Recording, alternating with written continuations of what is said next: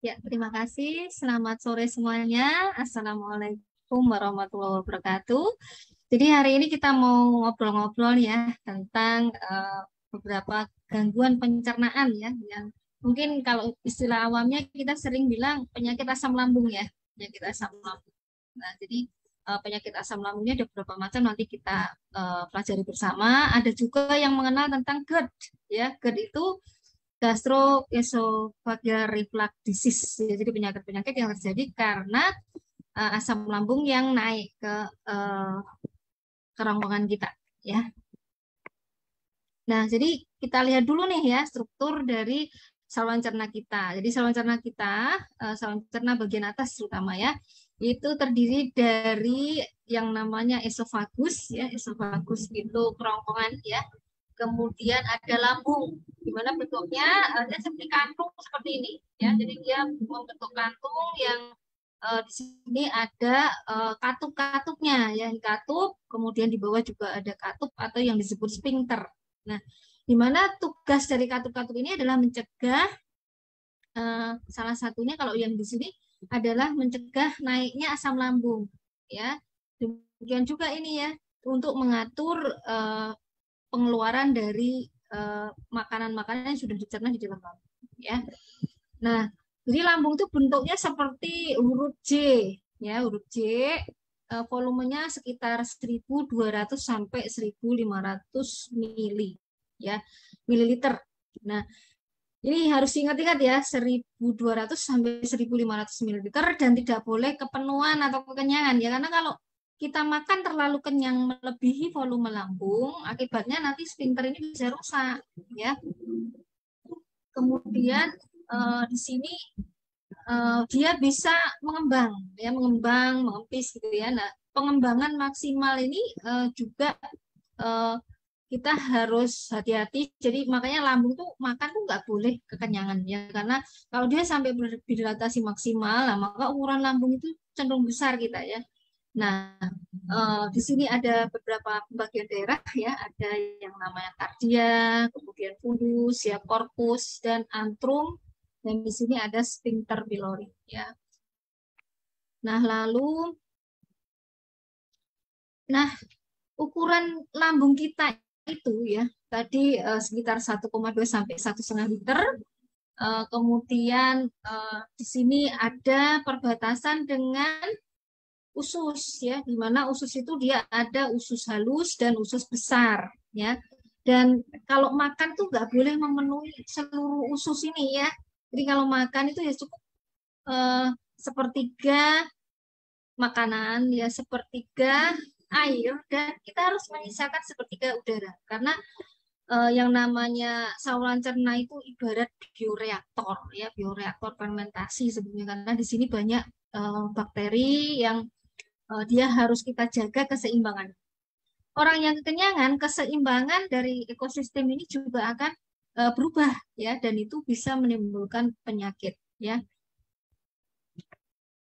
Nah, lalu apa sih penyakit asam lambung itu gitu ya? Nah, dulu nih ya, dulu penyakit asam lambung ini disebut sebagai penyakit ya.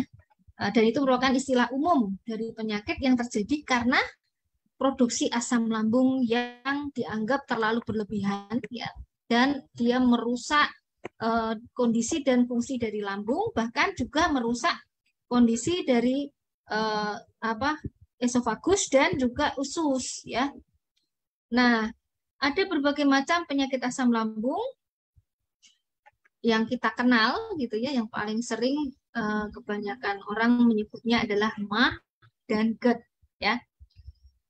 Nah, MAH ini merupakan radang pada lambung ya, pada dinding lambung. Nah, jadi karena adanya produksi asam lambung yang berlebihan, dianggap begitu ya dulu ya, uh, maka terjadi radang ya, atau reaksi inflamasi. Nah, sedangkan yang disebut GERD atau gastroesophageal reflux disease itu adalah masuknya asam lambung yang berlebihan itu ke atas ya. Jadi harusnya dia kan tidak boleh masuk ke atas gitu ya.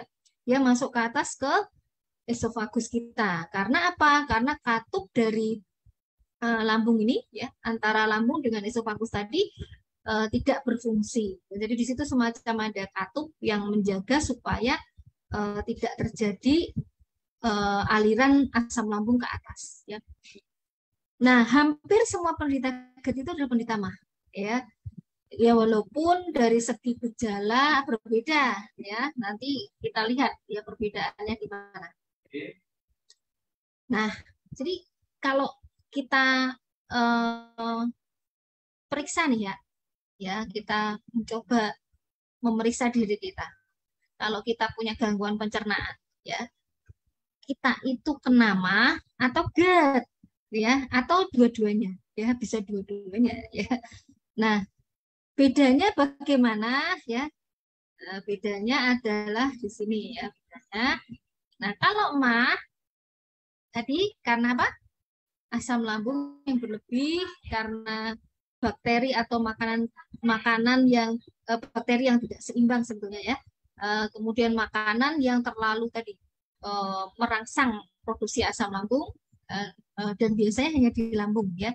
Nah kalau GERD itu asam lambungnya naik ke kerongkongan ya. Jadi ada reflux itu aliran balik ya. Harusnya kan kalau makanan masuk ke kerongkongan langsung masuk ke lambung nggak bisa balik lagi gitu ya. Kalau ini dia ada aliran balik ya. Karena apa? Karena otot di tenggorokan kita tidak berfungsi optimal dan karena adanya reflux ini ya akhirnya apa? Terdapat luka ya pada kerongkongan ya. Jadi luka yang mungkin bisa jadi kronik kalau itu tidak diatasi penyebabnya. Nah lalu kita tahu kita ini kena MAH apa kena GERD gitu ya. Gejalanya bagaimana sih bedanya gitu ya. Nah kalau kena MAH maka yang sering terjadi adalah kita sering ngerasain perasaan begah. Ya begah itu rasanya gimana? Perut tuh rasanya penuh gitu ya, males makan gitu ya. Terus pengen sendawa aja gitu ya. Rasanya mau glegen atau sendawa tapi kok nggak bisa-bisa gitu ya. Kadang bisa mual dan bisa sampai muntah ya. Jadi kadang ada mual juga, kemudian bisa muntah. Kalau yang sudah ada luka tadi ya, ada berdarah, ada luka pada lambung gitu ya, karena di situ ada radang, maka bisa jadi BAB kita, tinja kita, warnanya itu menjadi hitam atau gelap. Nah, lama-kelamaan ya kalau kita kehilangan darah ada perdarahan tuh biasanya. Jadi ada perdarahan pada lambung. Nah, itu masuk ke usus ya sehingga BAB kita berwarna hitam karena adanya darah pada BAB kita gitu ya. Nah, pengeluaran darah yang terus-menerus itu bisa menyebabkan anemia ya. Jadi kita bisa mengalami anemia yang kronik berkepanjangan. Lalu juga bisa menyebabkan nyeri pada perut ya, ada rasa nyeri, sakit ya, terutama di ulu hati. Dan hal ini tentunya akan menyebabkan kita susah tidur ya, dan kita bisa kena insomnia. Nah, bagaimana dengan GERD? Ya, kalau GERD itu selain sering begah ya, kembung ya, ada sendawa juga. Sama hampir sama ya, mual bisa sampai muntah. Nah nyerinya itu di sekitar dada ya kalau ini ya, nyeri terbakar biasanya. Terus kadang rasanya kayak orang sesek ya, kayak rasanya tuh kayak napas tuh nggak bisa plong gitu ya, kayak ada rasa sesek ya, jadi ngap ya. Lalu di kerongkongan karena adanya naiknya asam lambung itu jadi rasanya bagaimana? Sakit ya, perih karena ada radang ya, terus sakit. Dan mulut itu kadang rasanya bagaimana? Asam, ya. Kadang asam, kadang pahit gitu ya. Nah, itu menunjukkan bahwa ada naiknya asam lambung ke kerongkongan kita. Nah, apa itu GERD tadi ya? Kita ulangi. GERD adalah gastroesophageal reflux disease ya. Gastroesophageal reflux disease yang terjadi karena ini naiknya asam lambung. Jadi kalau kita lihat di sini ini melebihi 2/3 ini ya. Nah, makanan yang terlalu banyak begini bisa menyebabkan akhirnya terjadi reflux ya dari asam lambung ya. Ini naik ke atas ya. Nah, rasanya seperti ada terbakar ya di dada kita, lalu bisa nyeri dada ya, bisa muntah ya, lalu kadang susah menelan ya, susah menelan. Kemudian rasanya nggak enak di ini ya, di kerongkongan tuh rasanya nyeri, buat nelan sakit gitu ya. Dan sering batuk kering ya, batuk terus nggak sembuh-sembuh. Nah, di sini bisa menyebabkan radang pada laring ya lama-lama, dan bisa juga meningkatkan kekambuhan asma. Jadi kalau kita sudah punya asma, kalau kita punya GERD ya, maka bisa kambuh asmanya ya, kalau kalau kita punya asma, tapi ya juga mengganggu tidur. Nah, jadi di sini ada peradangan. Ya. Kalau kita lihat di sini ada peradangan di sini karena adanya asam lambung yang masuk ke sini. Ya. Nah, siapa sih yang berisiko mengalami GERD gitu ya? Nah, di sini adalah orang-orang yang kegemukan ya. Kemudian orang-orang yang menderita hernia ya, esofagus ya. Jadi hernia hiatal namanya. Jadi karena herniasi atau penonjolan esofagus ya ke atas gitu ya. Nah, lalu ada karena kehamilan. Jadi karena pembesaran rahim ya, untuk pembesaran rahim akan menekan lambung ke atas ya. Lalu juga karena penyakit seperti penyakit yang dia bawaan ya, penyakit bawaan karena kerusakan pada jaringan ikat ya, sehingga jaringan ikatnya tuh renggang gitu ya.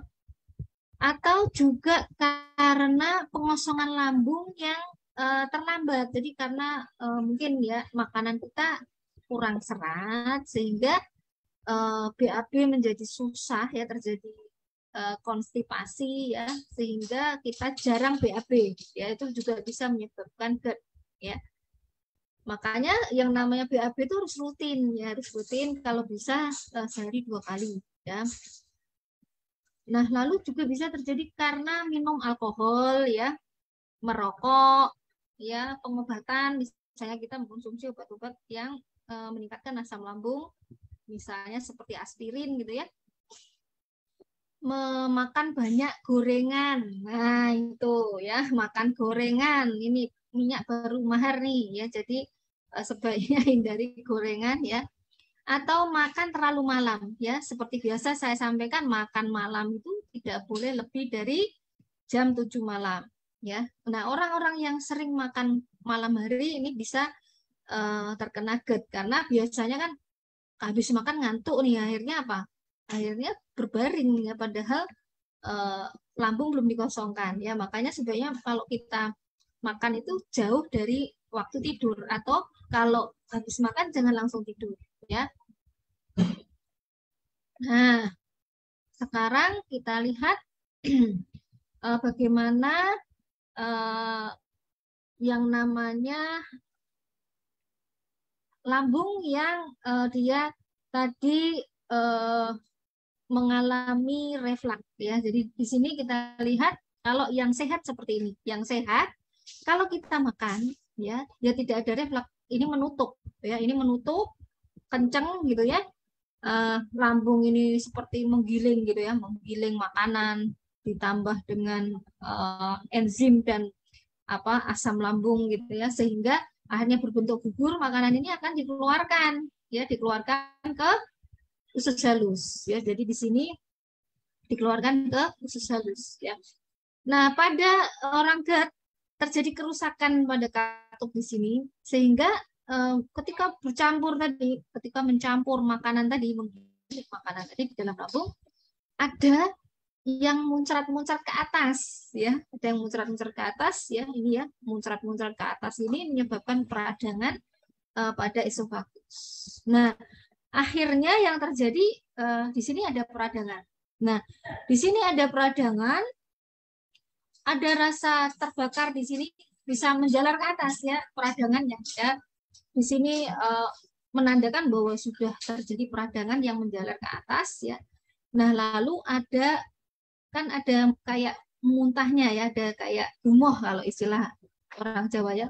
Nah, muntahannya ini dia menimbulkan batuk yang kronik ya. Dan bau mulut kita jadi nggak enak ya. Jadi bau mulut itu bukan selalu berasal dari gigi ya. Bau mulut bisa terjadi juga karena gangguan GERD ya. Nah, kemudian di sini nyeri ya, nyeri karena bergas ya, ada bloating ya, jadi ada bergas. Rasanya tuh kayak ada gas yang ingin naik, terus sehingga kita pengennya sendawa gitu ya. Dan kalau sudah bersendawa rasanya bagaimana? Enak ya. Nah, makanya di sini kita harus tahu tadi faktor-faktor risikonya ya. Nah, di sini penyebabnya ini tadi sudah ya. Kemudian kita harus menghindari semua yang men-trigger ya, termasuk tadi makanan junk food, gorengan ya. Dan sebaiknya kalau makan itu tidak boleh terlalu kenyang ya. Jadi makan itu secukupnya ya, secukupnya, secukup kita merasa sudah pulih tenaganya ya. Nah, lalu hindari alkohol, jangan tiduran ini ya, jangan merokok ya. Kemudian juga mengontrol berat badan ya. Nah, sekarang apa itu penyakit mah? Ya, mah itu tadi berkaitan dengan peradangan pada lambung ya. Ini gambar lambung yang meradang ya, warnanya kemerahan seperti ini ya. Jadi sakit mah itu berarti sakit di daerah lambung ya. Sakit mah itu sakit di daerah lambung. Mah itu bahasa Belanda ya, yang berarti lambung ya. Nah, secara awam kita menyebut mah itu kalau ada keluhan-keluhan di lambung. Nah, secara medis disebut apa? Gastritis ya. Gastritis itu itis itu radang, gaster dan itis berarti radang pada lambung. Jadi ada peradangan pada lambung yang seperti ini ya. Jadi warnanya kemerahan, kemudian di sini ada luka ya, ada luka seperti sariawan ya. Lalu bagaimana dengan yang disebut dispepsia ya? Kadang kita baca-baca googling gitu ya. Ada istilah dispepsia. Dispepsia itu adalah segala bentuk keluhan atau gejala yang bersumber dari saluran cerna bagian atas. Ya, jadi keluhan-keluhan tadi ya itu namanya dispepsia. Enggak peduli itu karena GERD, karena mah ya. Semua keluhan gangguan pencernaan tadi disebut dispepsia. Nah, kalau gastritis tadi apa? Mual, muntah, nyeri ulu hati, perut tambung gitu ya. Bisa berlangsung akut maupun mingguan ya, berminggu-minggu ya, 12 minggu atau lebih ya, kadang berbulan-bulan.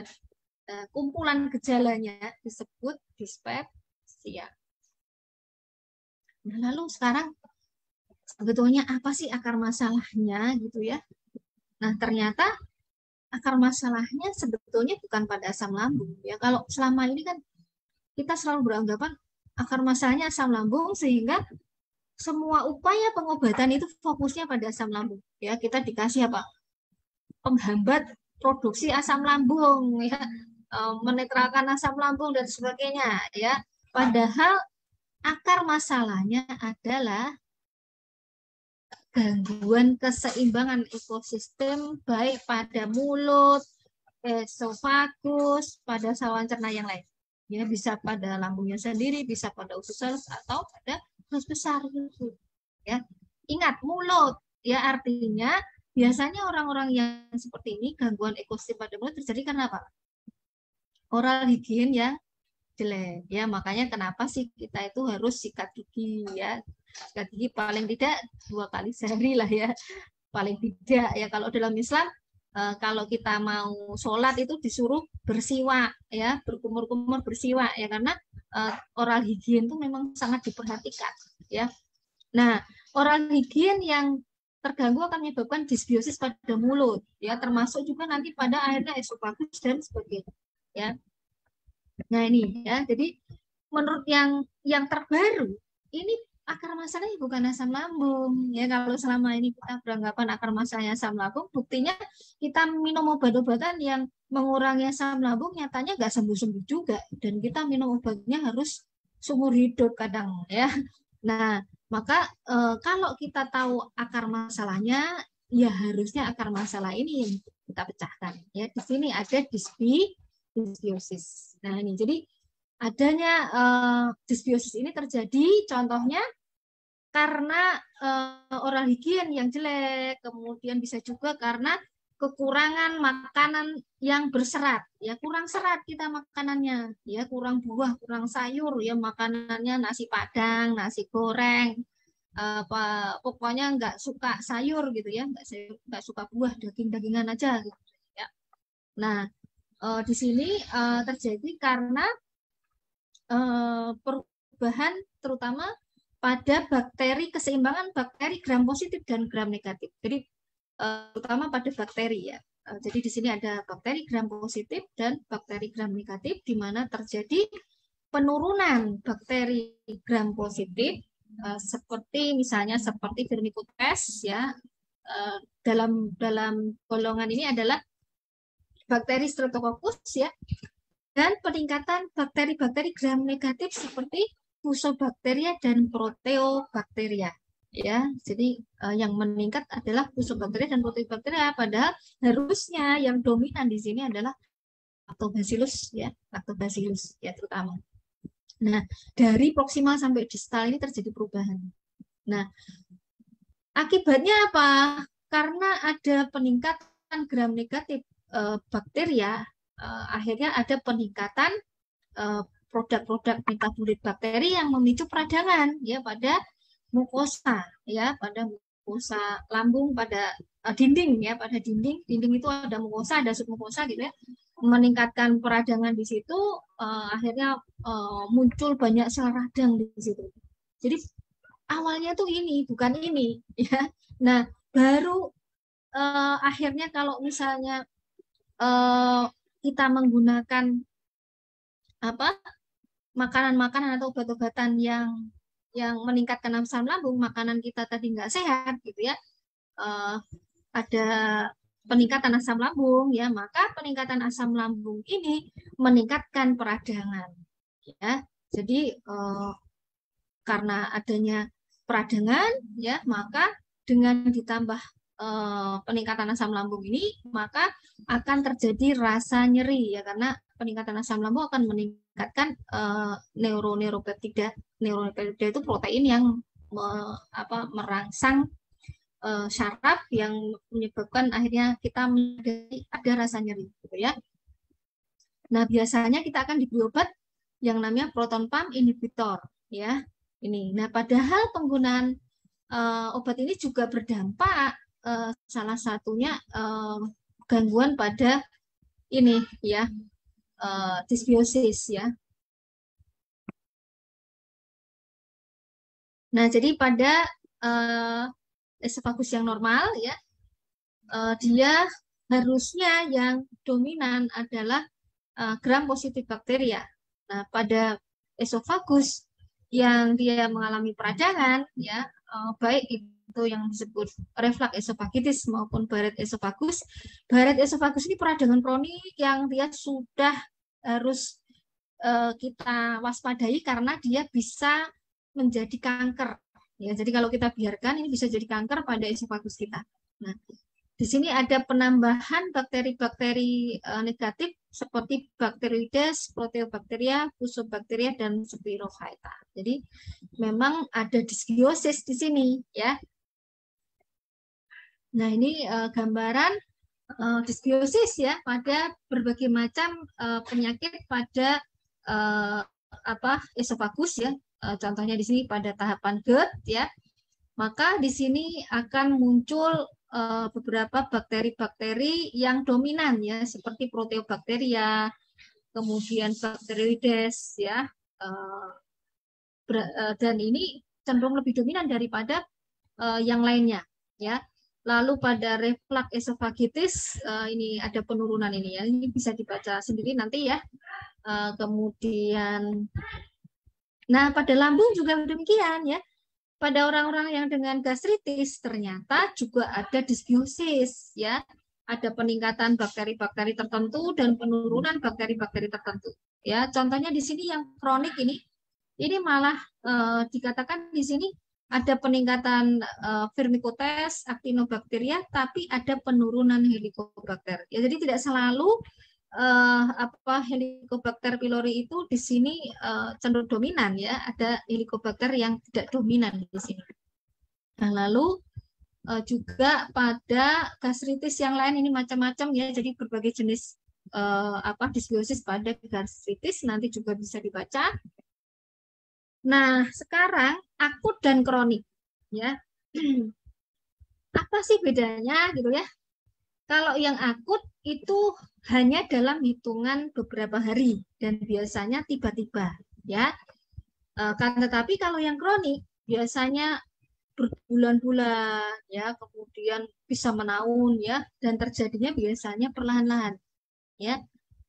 Nah, gastritis itu sebenarnya istilah apa sih dok gitu ya? Gastritis itu sebenarnya istilah histopatologi, artinya istilah yang mendefinisikan gambaran pemeriksaan di bawah mikroskop ya, di mana di situ dijumpai adanya sel-sel radang ya, baik akut maupun kronik yang nampak pada jaringan. Jadi di sini istilah yang bisa disebutkan kalau kita melakukan biopsi, jadi harus dibiopsi kalau kita pengen tahu oh ini sakitnya gastritis apa bukan. Ini harus dilakukan biopsi ya pada lambung. Nah, pembagian penyakit mah tadi ada gastritis akut dan kronik. Jadi di sini ada dua macam ya. Nah, penyebabnya sekarang tadi kalau dulu dikaitkan dengan overgrowth bakteri Helicobacter pylori saja ya, akan tapi sekarang ternyata ada bukan hanya bakteri Helicobacter ya, bahkan ada gastritis yang Helicobacternya tidak overgrowth tapi justru menurun ya. Jadi ada dysbiosis yang lain yang ternyata tidak melulu karena Helicobacter. Nah, lalu penyebab yang umum lainnya adalah penggunaan obat-obatan ya, terutama yang mengiritasi lambung seperti obat antiinflamasi non-steroidal ya, NSAID. Ini biasanya pada orang-orang yang sering mengeluh nyeri ya, nyeri kepala, nyeri apapun, seringnya minum obat gitu ya, nggak mau periksa tapi beli obat sendiri. Nah, itu berbahaya ya, karena dengan penggunaan obat-obatan pereda anti nyeri yang tanpa resep gitu ya, itu bisa menyebabkan akhirnya lambung kita yang kena ya. Kemudian konsumsi alkohol, penyalahgunaan obat-obatan terlarang itu juga ya. Dan meski tidak umum, gastritis juga bisa disebabkan karena stres ya, karena kita sedih, depresi gitu ya, stres karena tekanan ya, tekanan batin misalnya ya, atau tekanan pekerjaan ya, pekerjaannya banyak, sering begadang gitu ya, sakit berat, kemudian operasi juga bisa ya, karena penyakit autoimun, infeksi virus tertentu, gangguan pencernaan, kemudian cedera yang parah. Misalnya karena apa? Luka bakar ya, luka bakar derajat yang tinggi itu bisa menyebabkan gastritis.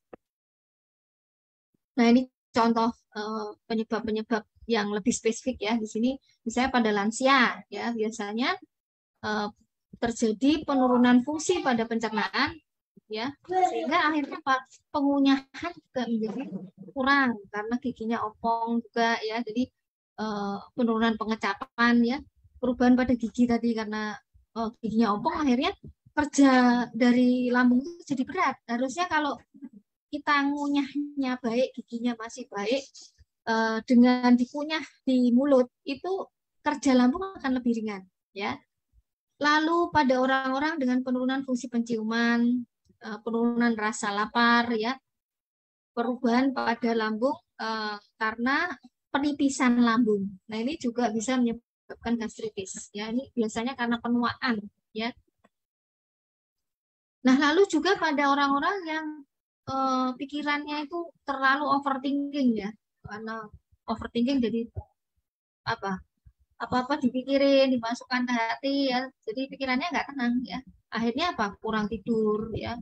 Terus bisa juga karena sering buang air kecil pada malam hari ya, jadi kurang tidur. Nah, ini bisa meningkatkan resiko gastritis ya. Lalu orang-orang yang kurang aktivitas ya, di sini pada lansia terutama ya, orang-orang yang lansia yang sudah lemah, nafsu makannya akhirnya apa? Menurun ya karena apa namanya? Kurang aktivitas juga ya.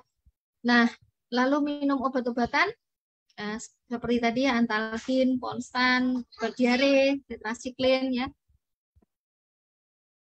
Kemudian makanan dan minuman yang seperti apa yang meningkatkan asam lambung dan mengiritasi lambung? Ini seperti misalnya makanan yang terlalu asam ya. Kadang tape itu kan ada asamnya ya. Cari tape yang manis ya dan jangan yang berair. Kemudian bakso ya, makanan yang berbumbu seperti lada, cuka dan merica. Makanan dari tepung-tepungan itu harus hati-hati ya karena dia sulit dicerna. Rokok ya, kemudian tadi eh, akibat dari eh, komplikasi dari MAH ya yang tidak diobati ya, ini bisa menyebabkan tadi perdarahan saluran cerna ya, luka yang berlanjut ya, bisa terjadi semacam luka di kayak kita sariawan tuh kalau berlanjut kan jadi kayak luka yang menggerung gitu ya. Nah, bisa kekurangan darah karena apa dari luka tadi keluar darah ya, dan juga bisa mengganggu penyerapan vitamin ya. Jadi akhirnya kita juga kekurangan vitamin, contohnya vitamin B12 ya. Nah, ini tadi faktor yang memperberat ya. Jadi ada rokok, pola makan tidak sehat, disbiosis pada usus. Kalau usus sendiri juga mengalami disbiosis akan tambah berat ya, stres ya. Lalu infeksi HP. Dan kalau kita tidak hati-hati ya, akhirnya akan terjadi kerusakan ya pada DNA kita, sehingga terjadilah perubahan dari sel-sel lambung menjadi ganas ya, menjadi sel kanker ya. Ini bisa menyebabkan kanker lambung ya. Secara umum kalau gastritis itu ringan ya, itu tidak akan menimbulkan kematian ya secara umum ya, karena biasanya untuk menjadi komplikasi yang berat itu butuh waktu, dan biasanya orang kalau nyeri sedikit kan sudah berobat ya. Nah, jadi kalau tidak diobati menjadi kronik ya, bisa meningkatkan risiko kanker lambung ya. Jadi di sini kalau sampai ada peningkatan terutama bakteri Helicobacter pylori ya, maka akan terjadi penyakit gastritis yang kronik dan aktif. Lama-lama terjadi gastritis atrofik ya, metaplasia ya, perubahan epitel ya, perubahan mukosa lambung ya, lalu terjadi displasia dan terjadi kanker ya pada lambung, dan ini waktunya bisa memakan waktu tahunan ya. Makanya kalau punya MAH ya jangan disimpan, kalau punya sakit MAH segera berobat ya, segera mencari tahu faktor-faktor apa yang meningkatkan kekambuhannya ya, supaya tidak kambuh ya, karena kalau kambuh sering kambuh ya bisa fatal ya, bisa menyebabkan penyakit yang kronik. Nah, penyakit kanker lambung ini memang bisa terjadi tapi jarang ya, jadi jangan takut ya. Jarang ada orang yang dari gastritis jadi kanker lambung ya. Karena sebetulnya kerentanan seseorang untuk menjadi kanker lambung itu bukan hanya masalah iritasi pada lambung, akan tapi orang itu memang sudah ada perubahan pada genetiknya ya. Jadi dia sudah punya dia memang orang yang cenderung lebih rentan untuk kena kanker gitu ya, karena dia mempunyai variasi genetik yang disebut gen polimorfisme yang menyebabkan dia itu istimewa, gitu ya, istimewa karena dia lebih rentan untuk sakit, gitu ya. Nah, lalu juga karena ada perubahan pada di tingkat biomolekuler ya, di tingkat biomolekuler seperti ini ya, jadi ada peningkatan mikroRNA namanya ya, yang dia meningkatkan risiko untuk jadi kanker, atau tadi disbiosis ya. Disbiosis ini juga salah satu faktor penting ya, karena sebetulnya gen-gen kita itu diatur bukan hanya oleh sel kita ya, kan, tapi oleh bakteri-bakteri dan virus yang ada di sekitar kita ya. Nah, hati-hati kalau ada ketiganya dalam diri kita ya, maka jangan sepelekan radang lambung ya, karena kalau sudah terjadi misalnya sampai sini ya displasia, ini sulit membaik ya, walaupun masih bisa balik ya. Nah, kalau ini dibiarkan sampai di sini ya, maka bisa terjadi ini ya, kanker lambung. Nah, sekarang kita sering diberitahu oleh dokter bahwa ada bakteri pada lambung yang kalau kita terbukti terinfeksi oleh itu, berarti kita berisiko untuk terkena kanker misalnya ya, namanya bakteri pylori atau Helicobacter pylori.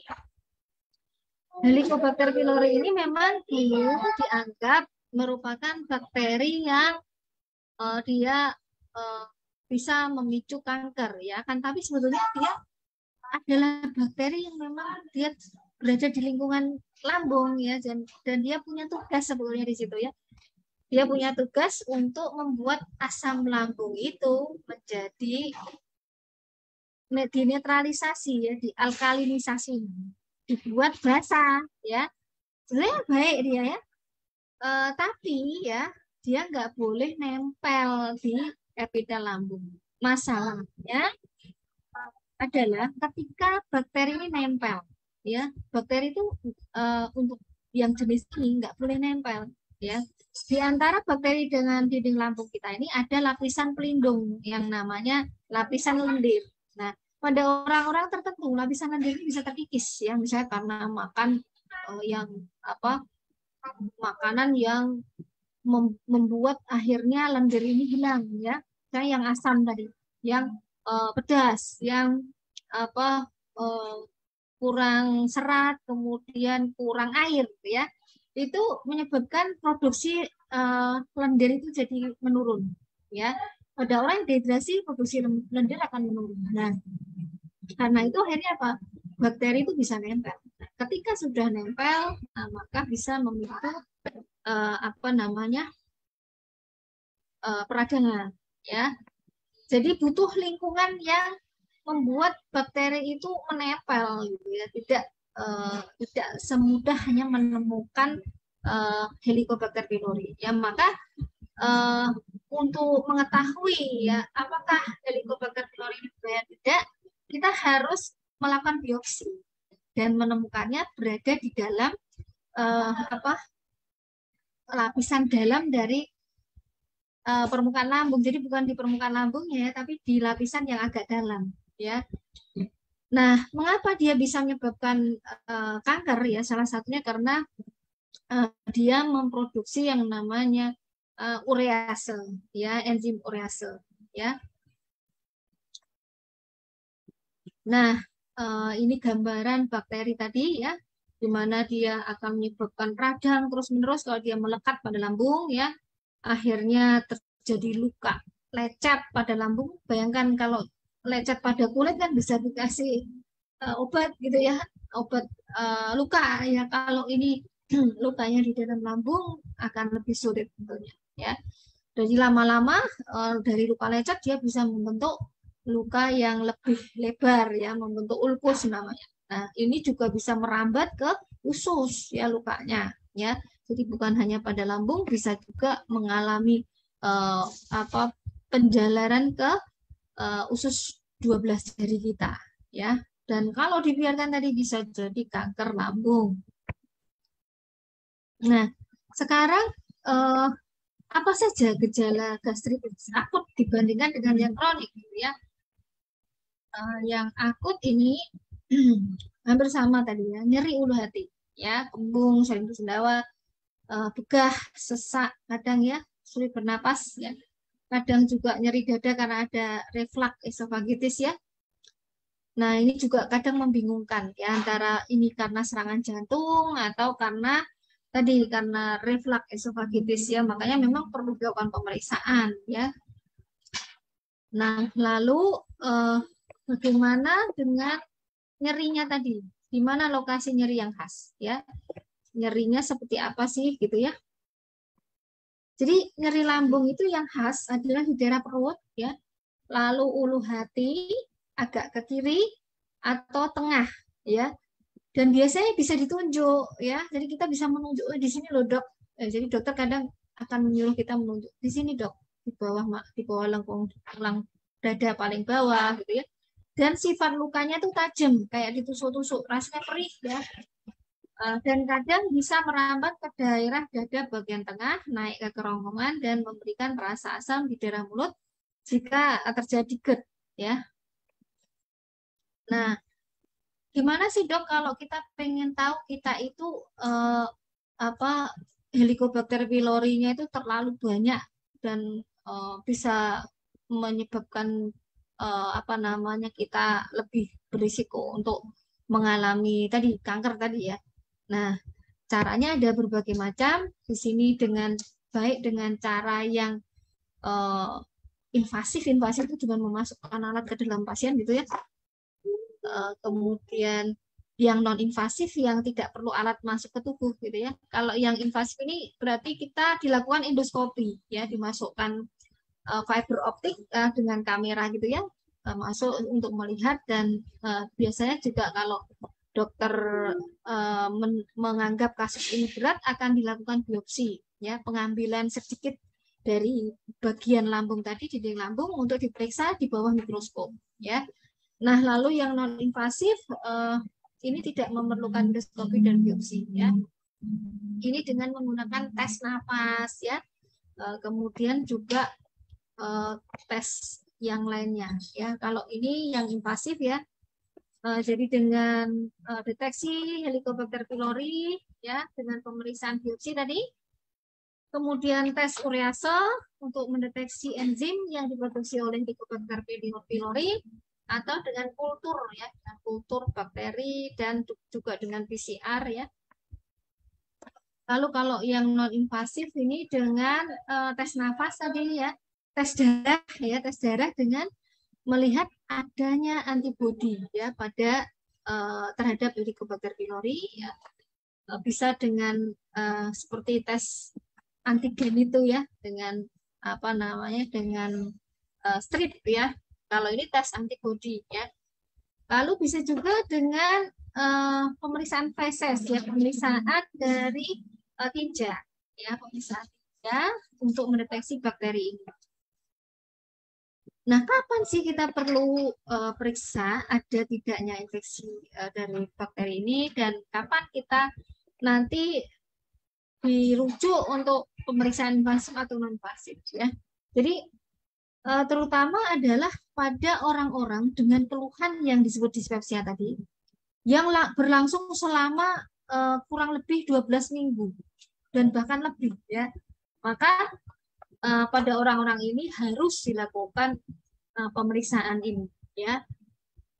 Kemudian pemeriksaannya nggak apa-apa, nggak harus yang invasif ya. Kalau dengan yang non invasif itu sudah bisa, maka kita hanya diperlukan pemeriksaan yang non invasif. Akan tetapi kalau kita usianya lebih dari 40 tahun ya, maka tetap disarankan untuk melakukan pemeriksaan invasif ya dengan pemeriksaan endoskopi saluran cerna. Ya kenapa sih? Karena 40 tahun itu usia ya di mana semua fungsi tubuh kita itu menurun ya, mulai menurun ya. Maka pada usia ini ya sebaiknya kalau kita punya gejala dispepsia yang lama tadi sampai 12 minggu atau lebih ya kita lakukan endoskopi ya.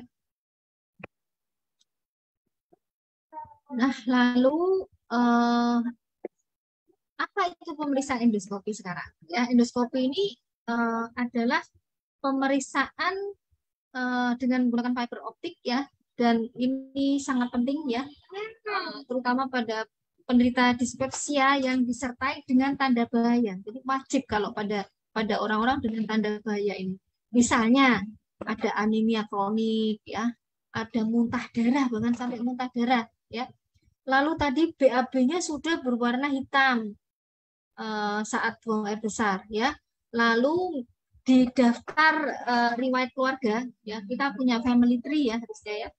Mana sih keluarga kita yang kena kanker, itu kita harus tahu kita ada nggak sih dalam keluarga kita bakat kanker itu ya. Kalau ada maka kita harus melakukan general check up ya. Dan juga kalau memang ada keluhan seperti ini harus endoscopy ya, dengan cara memasukkan alat tadi ya, alat yang apa namanya berupa fiber optik yang berkamera.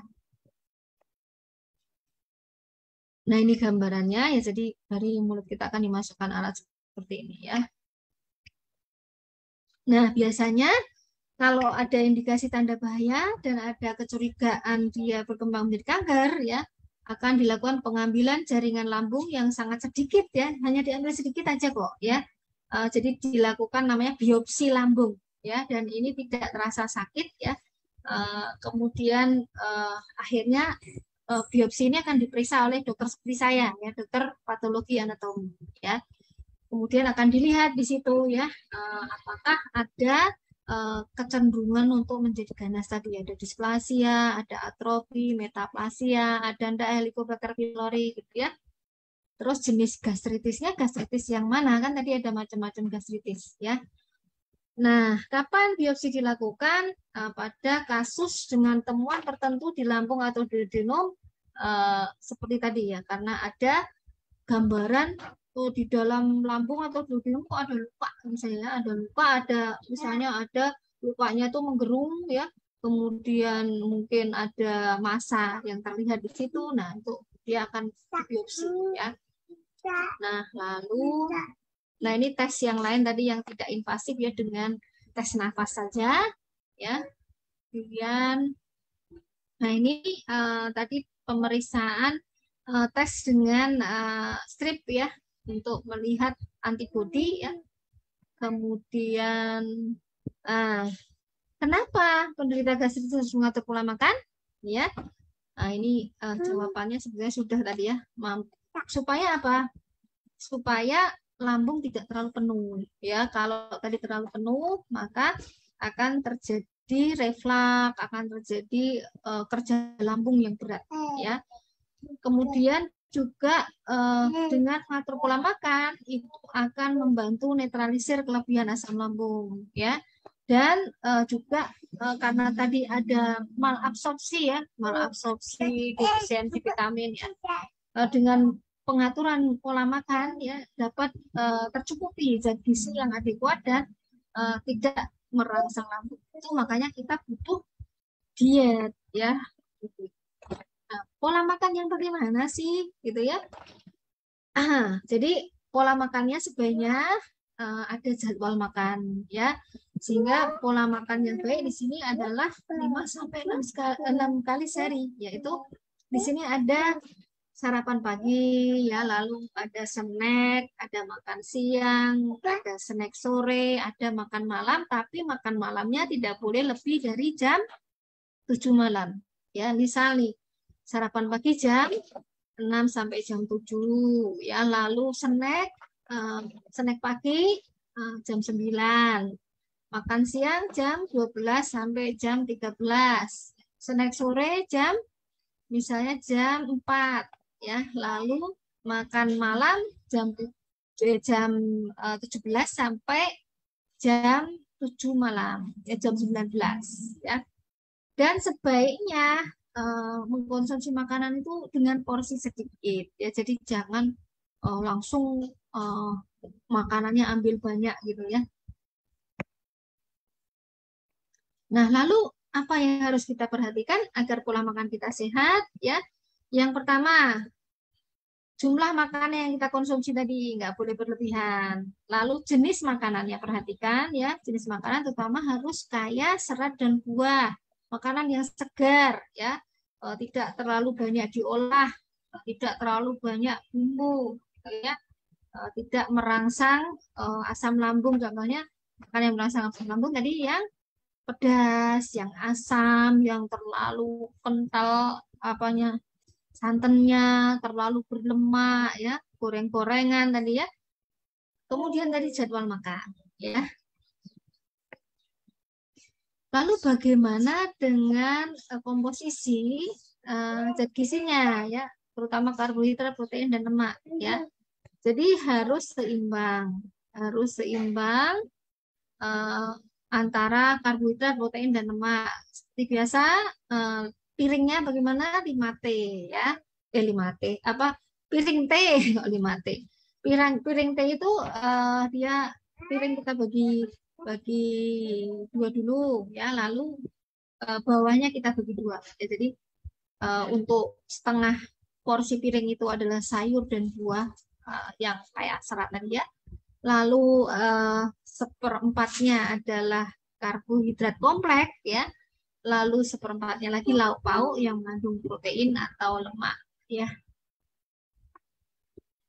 Jadi komposisi yang disarankan ini ya, jadi 55-65% karbohidrat kompleks, 10-15% protein, 25-35% lemak.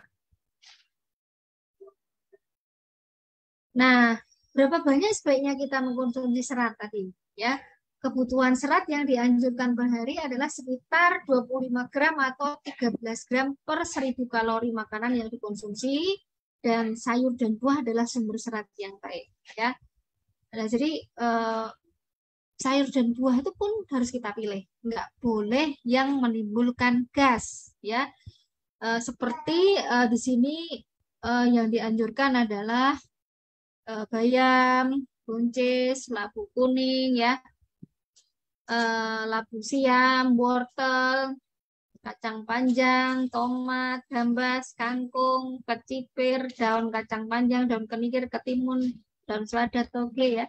Yang tidak boleh contohnya sawi ya, gas. Yang menimbulkan gas misalnya apa? Selain sawi apa? Kol ya. Kemudian apalagi yang makanan-makanan yang buah terlalu matang. Nah, itu ya. Kemudian yang bisa dikonsumsi jeruk, apel, pepaya, melon, jambu, pisang, apokat, blimbing, mangga baik ya.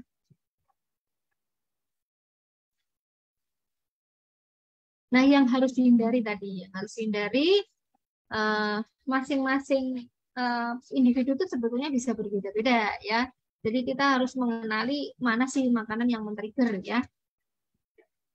Contohnya di sini makanan pedas ya, alkohol, kopi ya, minuman yang mengandung kafein, makanan yang berlemak, gorengan yang memicu gas selain sayur dan buah ada gluten ya. Gluten itu apa sih? Gluten itu produk dari tepung-tepungan gandum ya. Jadi hindari tepung-tepung gandum ya kalau kita punya gastritis atau GERD. Nah, sumber protein yang tidak boleh dikonsumsi contohnya daging berlemak, jeroan ya, makanan-makanan awetan ya, karena ini yang memicu nanti juga kanker ya. Sosis, daging asap, otak, kepiting, kerang ya, atau produk-produk keju olahan dan susu full cream, kacang-kacangan tertentu ya, ini juga tidak diperbolehkan karena menimbulkan gas, termasuk kacang mete, kemudian kacang merah oncom, dan juga jagung, misalnya jagung itu juga menimbulkan gas ya. Lalu sayuran menimbulkan gas tadi, kol, kembang kol, lobak, sawi, nangka muda. Nangka muda juga hati-hati ya. Buah-buahan yang menimbulkan gas dan tinggi lemak, misalnya nangka, cempedak, nanas, buah awetan. Nah, perhatikan cara pengolahan makanan ya. Jadi makanan itu harus diolah dengan benar. Sebaiknya tidak boleh terlalu kematangan ya. Jadi kalau matang terlalu lunak itu juga nggak baik ya. Mudah, walaupun dia mudah dicerna tapi jadinya kurang baik ya, karena kalau makanan terlalu lunak tuh kemungkinan akhirnya langsung kita telan aja, nggak ada interaksi dengan apa, dengan air ludah ya. Padahal air ludah itu mengandung enzim yang akan membantu mengurangi beban dari lambung ya, karena harusnya saat di dalam mulut kita makanan itu sudah dicerna oleh enzim ya. Nah, lalu cara pengolahan makanan yang direbus, dikukus, panggang itu lebih baik ya, tumis itu lebih baik. Tadi porsinya juga harus kecil ya. Kemudian, apakah minum susu baik untuk kita sakit mah ya? Sebenarnya nggak ada larangan ya untuk minum susu. Ya, karena tapi masalahnya susu-susu sekarang itu ya, itu kadang sudah mengandung juga pengawet ya, atau dia di apa, dikemas ya dengan kemasan-kemasan yang sebetulnya kurang baik juga ya, misalnya apalagi kalau di plastik gitu ya. Nah, itu juga kita harus memperhatikan ya. Walaupun ada literatur yang mengatakan bahwa kalsium susu itu dapat merangsang pengeluaran asam lambung dan menghambat penyembuhan luka pada lambung ya. Jadi ya sebetulnya nggak ada larangan, karena sebetulnya apa namanya, efeknya bisa saja tidak sama antara orang ya kan, tapi ada literatur yang menyatakan bahwa sebaiknya nggak usah minum susu ya, karena kalsium susu itu malah justru akan meningkatkan asam lambung dan menghambat penyembuhan luka ya. Nah, kalau pingin banget dok, ya nggak apa-apa ya, cari susu murni ya, susu murni yang masih uh, masih misalnya dari susu susu apa, asli lah ya, bukan yang sudah kemasan lah ya, yang masih murni, kemudian yang dipasteurisasi gitu ya.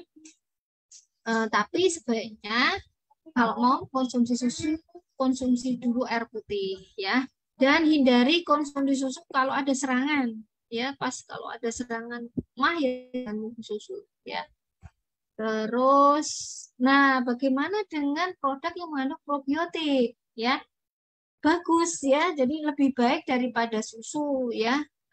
Misalnya nih yogurt ya, kemudian produk probiotik lain ya. Kalau di AFC ada usukusi, ada usubarasi ya. Usukusi itu ada bakteri lactobacillus, lalu pada subarasi ada yogurt ya. Nah, kemudian ada banyak bukti ya, ternyata yogurt ini bisa meningkatkan bakteri baik dan menghambat Helicobacter pylori, dan juga dia tidak akan merangsang asam lambung berlebihan ya.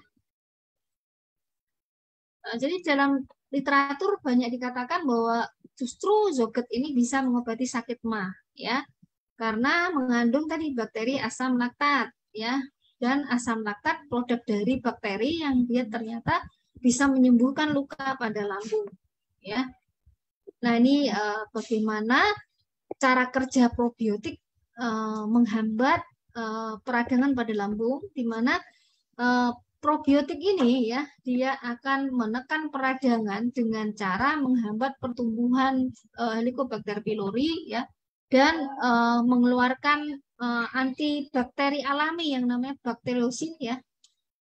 Kemudian dia juga menghambat penempelan bakteri itu ke dinding lambung kita ya. Jadi ada 3 mekanisme bagaimana bakteri baik ya, probiotik itu dia menghambat peradangan pada lambung ya.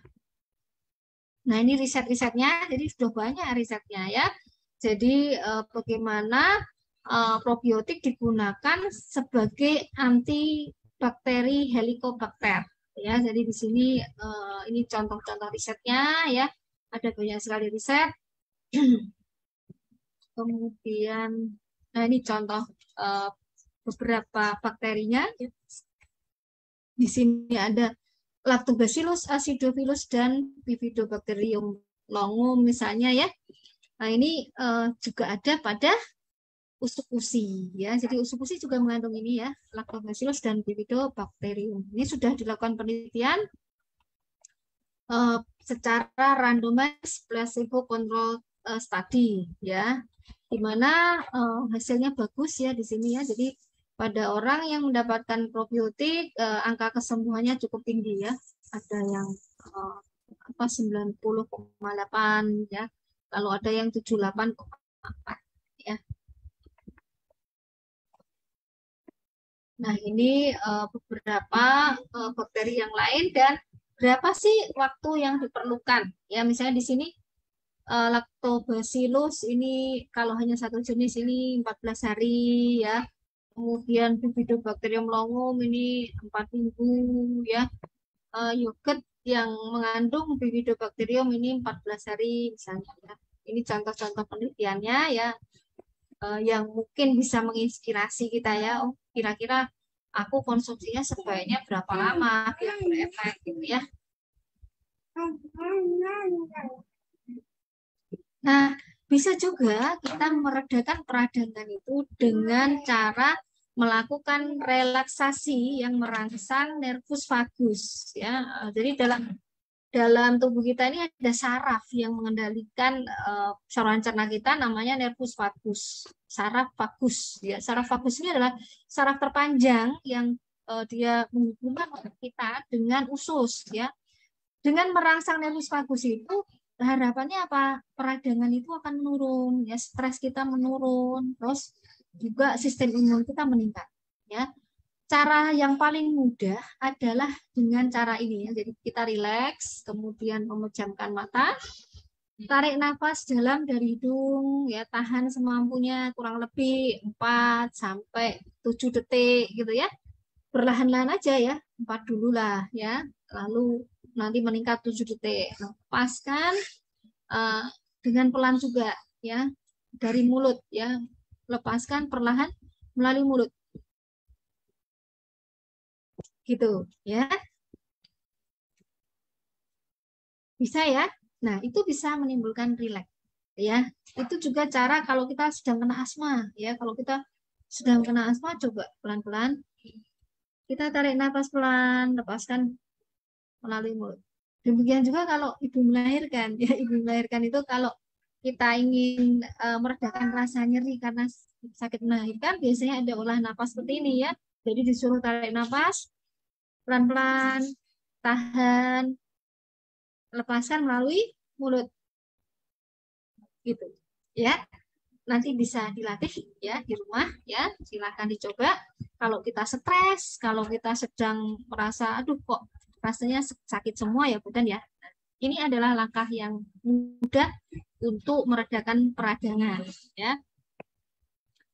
Atau bisa juga dengan kompres hangat ya. Misalnya kalau pas nyeri nih, perutnya kok rasanya nyeri, pengen minum obat kok nggak berani gitu ya, misalnya, atau obatnya habis ya, ambil botol kosong dan air hangat, hangat loh ya, jangan panas ya, hangat ya, sebanyak 400 cc, lalu botol yang berisi air hangat ini diletakkan pada perut bagian kanan atas selama kurang lebih 5-10 menit ya. Ini juga akan mengurangi rasa nyeri.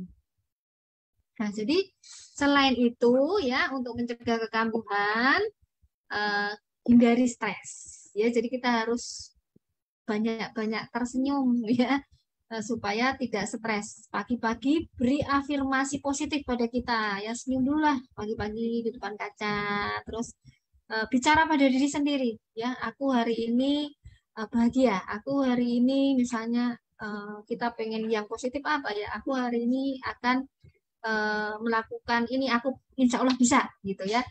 Nah, lalu pokoknya yang positif-positif. Cari teman yang positif biar juga pikiran kita positif gitu ya. Banyak tersenyum. Kalau perlu senyumlah berapa kali? 20 kali per menit ya. Terus kalau apa masih punya suami atau masih punya pasangan dan punya istri ya, sering-sering meluk ya, sering-sering meluk atau dipeluk ya. Itu juga akan meningkatkan hormon-hormon bahagia sehingga kita tidak stres ya. Lalu yang kedua, lakukan aktivitas sesuai kemampuan ya, sehingga meningkatkan keinginan tidur karena biasanya kan kurang tidur ya. Jadi ketika mau tidur usahakan kita itu ya itu merasa uh, lelah ya, merasa lelah karena aktivitas kita sepanjang hari ya. Jadi beraktivitas bergerak ya, entah itu kebun, entah kalau yang sudah sepuh-sepuh ya, sudah tua-tua, bersepeda, olahraga gitu ya, atau bersih-bersih, tapi di bawah happy ya, di bawah senang ya. Kemudian, nah pada masa sekarang ya mulai banyak inovasi gitu ya. Bisa saat ini teknologi prebiotik ya, probiotik ya, seperti usus itu kombinasi prebiotik dan probiotik ya. Lalu yang paling parah itu kalau orang tuh sampai kehilangan bakteri banyak sekali, mereka harus ditransplantasi ya. Sampai ada transplantasi bakteri, bukan hanya transplantasi organ ya, tapi transplantasi bakteri juga ada ya. Biasanya diambil dari mulut atau dari feses ya. Nah, lalu juga kaitannya dengan nanti kalau kita kena kanker ya, penggunaan probiotik dan prebiotik ini akan mempengaruhi gut microbiome sehingga mempengaruhi kemoterapi ya, kemudian efikasi pengobatan anti kanker dan juga imun sistem kita ya, sehingga dia mempunyai efek imunoterapi ya, sehingga sekarang ini banyak pengembangan terapi baru ya, terutama yang sudah mengkombinasikan antara bakteri dengan prebiotik ya, bakteri baik dengan prebiotik, dan juga ekstrak-ekstrak tumbuhan ya. Contohnya supus itu kan banyak ekstrak tumbuhan, dan juga kolagen, karena salah satu masalah dari gangguan ekosistem itu dia akan menimbulkan cedera usus yang disebut leaky gut ya, usus itu jadi berlubang-lubang ya, sehingga semua yang ada di dalam lumen usus kita, pada lubang usus kita itu bisa masuk ke dalam pembuluh darah ya. Nah, lalu penggunaan obat tradisional. Nah, keuntungannya apa kalau kita menggunakan obat tradisional? Harganya murah, mudah didapat, tidak mengandung zat kimia ya. Contohnya apa nih? Ya, contohnya kalau untuk mah bisa kita menggunakan lidah buaya, cincau, ya, cincau hijau itu juga bagus ya. Kemudian tepung dari pati lerut ya, dari erorot ya. Daripada kita mengkonsumsi tepung dari gandum ya, lebih baik kita mengkonsumsi tepung dari lerut ya. Bisa dibikin biskuit, bisa dibikin bubur gitu ya.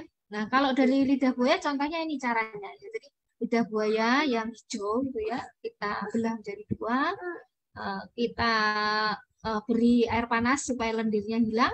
Nah, lalu kita rebus dengan 600 cc air ya, ini sekitar jadi 3 gelas ya. Nanti kalau sudah agak dingin, kita beri sedikit madu ya. Nah, cara membuatnya ini ya. Jadi rebus, lalu tambah madu, minum selagi hangat, minum sehari 2 kali. Kemudian bisa juga dengan minum jus-jus kombinasi sayur dan buah ya.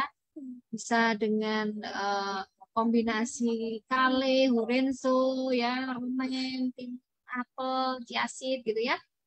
Lalu bisa juga kita bikin puding ya, kita bikin puding karena agar-agar itu juga kayak kolagen ya. Agar-agar, kemudian misalnya gelatin itu ya, jelly dari gelatin. Nah, ini nanti bisa dipelajari. Nah, sekarang mitos ya, banyak sekali mitos beredar ya. Ada mitos bahwa GERD itu nggak bisa sembuh ya, harus makan obat terus ya, atau mitosnya makannya harus sesering mungkin ya. Kemudian ada mitos tidak bisa puasa. Nah, yang faktanya itu bagaimana sih gitu ya? Faktanya ternyata sebetulnya GERD itu bisa sembuh ya dengan konsisten hidup sehat. Dan makan terlalu sering itu kadang juga menyebabkan malah justru kambuh ya, apalagi kalau jumlahnya banyak ya. Nah, lalu sebetulnya kalau GERD kita terkendali ya, maka kita bisa puasa sebetulnya. Jadi jangan khawatir. Makanya kalau mau puasa ya kita kendalikan dulu ya GERD-nya ya, minimal 3 bulan itu kita udah harus siap-siap ya, harus siap-siap supaya kita bisa berpuasa ya. Nah mungkin itu yang bisa saya sampaikan. Silakan bagi yang mau bertanya. Sini sudah ada pertanyaan. Sudah ada beberapa pertanyaan dok ya tadi, bentar. Ya. Saya bantu baca.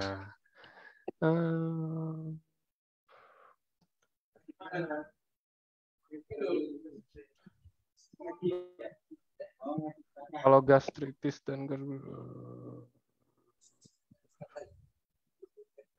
bakteri jelek yang banyak di lambung, dok, bakteri buruk yang ada di lambung atau di pencernaan gitu, apakah karena makanan nggak bersih, atau karena kita nggak cuci tangan, menjaga kebersihan gitu ya dok, atau karena emang kita kurang asupan bakteri baik aja? Atau semuanya benar mungkin dari beberapa faktor yang disebutin? Dan apakah bakteri buruk ini bisa berkembang biak di dalam tubuh kita? Sehingga perlu diimbangi dengan bakteri baik. Ya, nah, jadi memang ada beberapa faktor tadi ya yang meningkatkan disbiosis. Jadi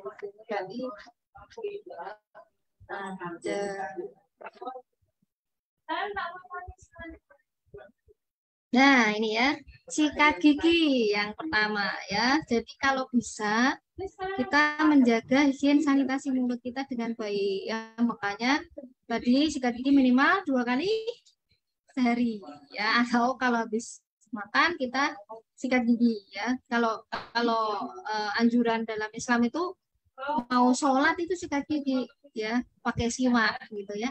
Nah, lalu juga bisa terjadi kalau kita makanannya kurang serat ya, atau penggunaan obat-obatan tadi ya, antibiotik ya, lalu obat-obatan yang manipulasi asam lambung itu juga kalau kita konsumsi terus-menerus juga dia akan cenderung mempengaruhi keseimbangan bakteri. Nah, lalu juga bisa juga karena ada faktor-faktor motilitas ya, motilitas dari usus terutama yang tidak berjalan lancar. Makanya BAB harus diusahakan tiap hari ya, tiap hari lancar ya, karena adanya konstipasi atau BAB yang tidak lancar itu juga akan menimbulkan overgrowth bakteri yang jahat ya, gitu ya. Mungkin itu jawaban saya. Ada lagi? Oke, ada lagi dok.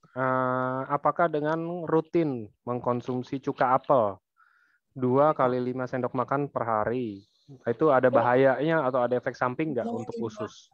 Apakah justru dengan saya konsumsi gitu malah bisa memicu GERD? Jadi cuka apel itu kan sebenarnya produk fermentasi bakteri ya, apalagi kalau cuka apelnya masih mengandung mama apa ya,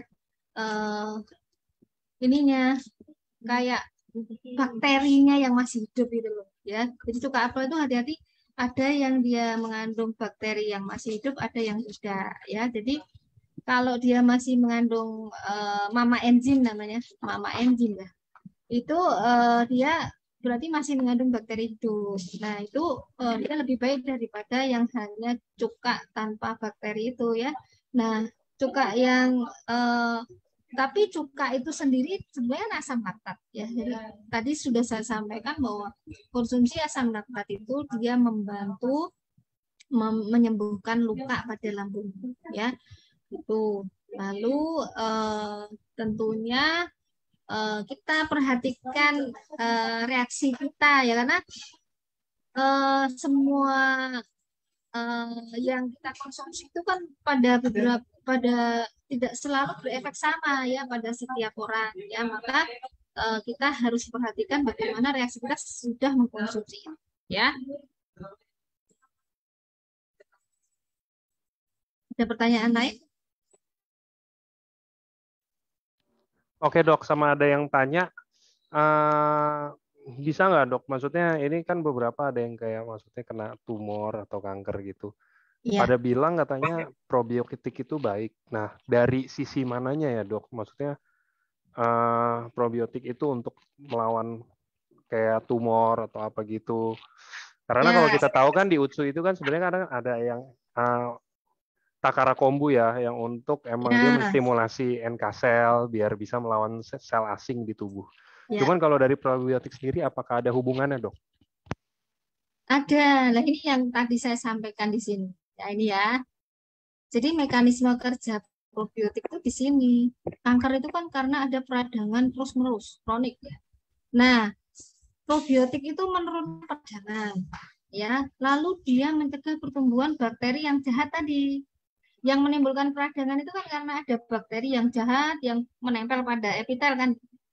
Nah, probiotik itu memproduksi bakteriosin. Bakteriosin itu antibakteri alami yang dia antibiotik alami yang dia membunuh bakteri yang jahat ya. Jadi dia bisa menghambat overgrowth dari bakteri-bakteri Helicobacter pylori terutama kalau dia nempel ya. Kan kalau Helicobacter pylori itu kan sebenarnya dalam jumlah tertentu ya dengan kadar tertentu ya dan bila dia tidak menempel itu sebenarnya ya dia baik-baik saja gitu ya. Nah, jadi bakteri baik seperti Lactobacillus ya, Bifidobacterium tadi ya, ini dia kerjanya melalui 3 cara ya. Satu, mengurangi peradangan. Dua, memproduksi antibiotik. Tiga, mengurangi perlekatan antara Helicobacter dengan dinding lambung ya, dengan cara mengikat ini glikolipid dan aktivitas menetralisir aktivitas yang namanya enzim neuraminidase yang diproduksi oleh Helicobacter pylori gitu ya. Jadi apa namanya probiotik itu mekanisme kerja secara langsungnya ini ya. Nah, kalau ditambah dengan ekstrak tadi atau Takara kombu, ekstrak nanas, ekstrak apa lagi? Kiwi ya, kemudian ekstrak anggur tentunya dia punya efek tambahan selain ini ya. Jadi dia punya efek anti kanker biasanya ya, anti anti proliferasi sel, kemudian meningkatkan sistem imun terutama natural killer di mana natural killer ini dia berfungsi salah satunya adalah membunuh sel-sel yang menjadi ganas ya. Jadi tubuh kita tuh sebenarnya sama Allah itu sudah dikasih pertahanan-pertahanan yang tinggal kita caranya gimana itu mengaktifkan pertahanan itu kan gitu ya, termasuk natural killer ini ya. Sayangnya natural killer ini dia punya usia yang terbatas dan gampang mati kalau kita stres ya, maka salah satu larangannya adalah kita stres. Nggak boleh stres, nggak boleh stres, nggak boleh merokok karena merokok ini juga salah satunya menimbulkan kerusakan sistem imun yang sangat luas ya, merusak natural killer, merusak neutrofil, merusak fagosit-fagosit seperti makrofag ya. Kemudian juga menyebabkan uh, genom kita tuh nggak stabil ya. Jadi gen-gen kita itu kan berada pada DNA ya, untaian DNA. Nah, DNA itu dia semacam ada rantai-rantainya. Nah, rantai-rantai yang menstabilkan. Nah, rantai-rantai ini rusak kalau kita merokok. Ya, bisa terjadi yang namanya hipo atau hipermetilasi yang menyebabkan akhirnya gampang mutasi gen kita. Ya, maka kalau bisa kalau kita merokok hentikan rokok juga. Ya, gitu. Selain harus konsumsi tadi ya makanan yang kaya prebiotik, probiotik ya, kemudian ekstrak tumbuh-tumbuhan yang baik tadi ya. Nah, jadi kalau kita bisa mengkonsumsi sayur dan buah, ya perbanyak sayur dan buah, terutama yang organik. Ya, ya silakan. Ya, Oke.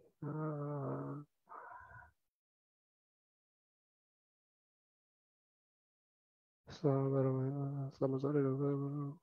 Punya kebiasaan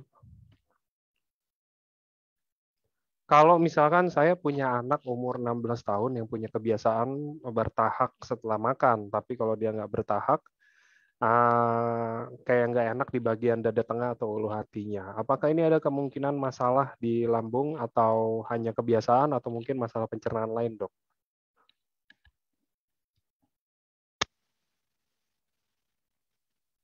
Sebentar, Dok, di unmute. Oh ya, oh ya, ya. Jadi kalau pada anak-anak ada gejala seperti itu ya, kita perhatikan dulu pola hidupnya, pola makan ya. Apakah ada kira-kira disbiosis tadi ya? Kalau memang ada disbiosis ya harus dikasih probiotik ya.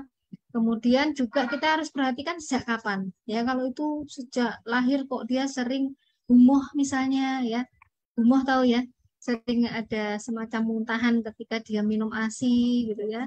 Kemudian ya itu sering kolik ya, menangis yang mendadak kalau malam hari. Nah kita harus periksa, ya periksa, jangan-jangan ada kelainan kongenital. Contohnya yang berat itu yang namanya herniasi hiatal tadi. Jadi ada karena kelemahan diafragma, diafragma itu otot yang menyangga rongga dada, maka esophagus itu jadi harusnya dia di atas, jadi dia keluar ke arah lambung, ya, namanya herniasi hiatal. Nah itu tentunya seperti itu akan menyebabkan kerusakan pada katup antara lambung dengan esofagus tadi, dan itu perlu tindakan pembedahan ya. Maka kalau seperti ini sebaiknya anak dibawa periksa ya, dibawa periksa ke dokter anak supaya kita dapat mengetahui sebab yang pasti sehingga kita bisa obati sesegera mungkin ya. Karena kalau dibiarkan nanti efeknya bisa kemana-mana ya. Oke. Oh iya benar. Ya. Oke.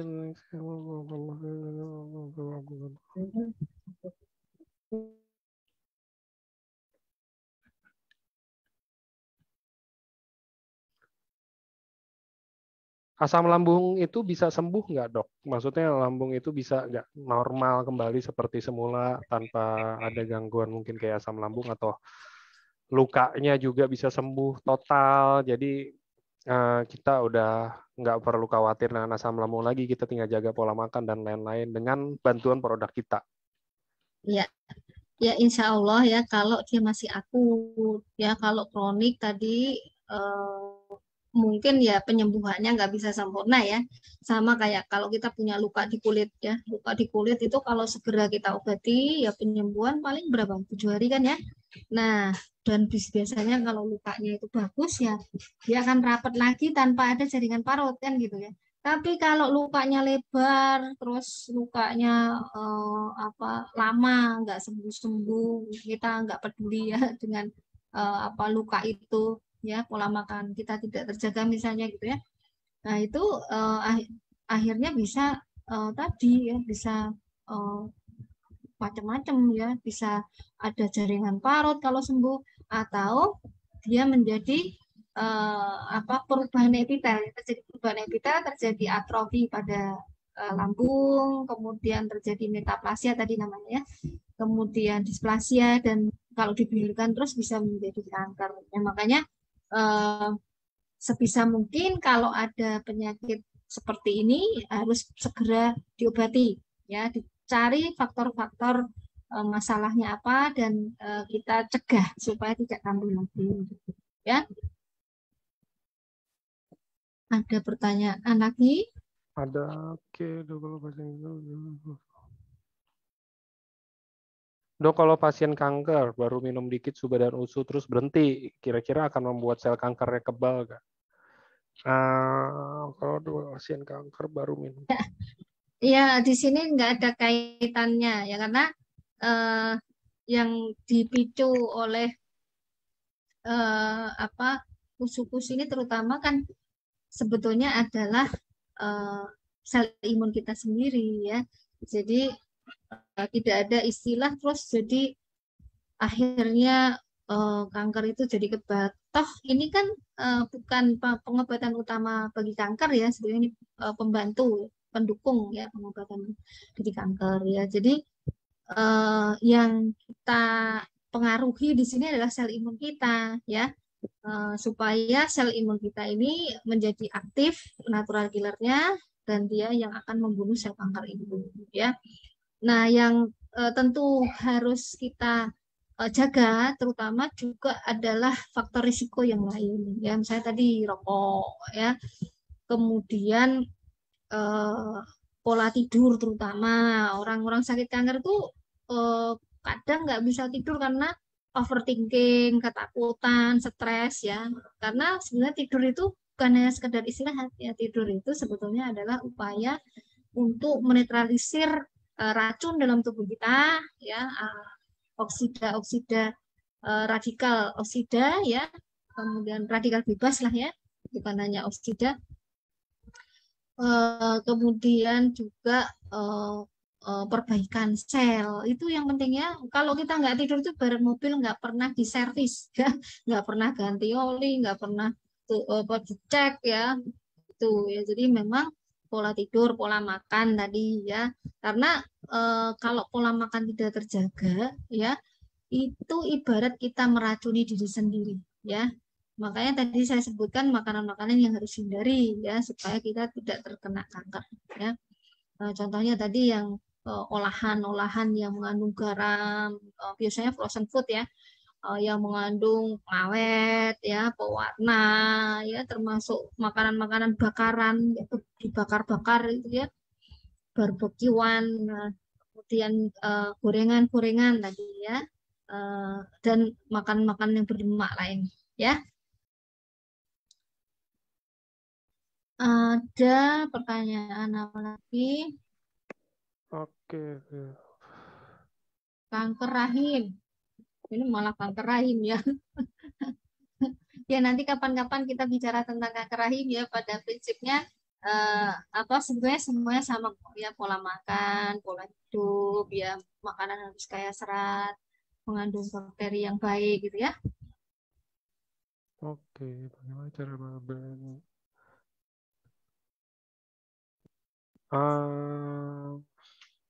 Pasang gigi palsu, menarik ini. ya, Ya, ada yang kayaknya, bilang itu dok, pasang gigi palsu katanya iya, berpengaruh sama asam lambung.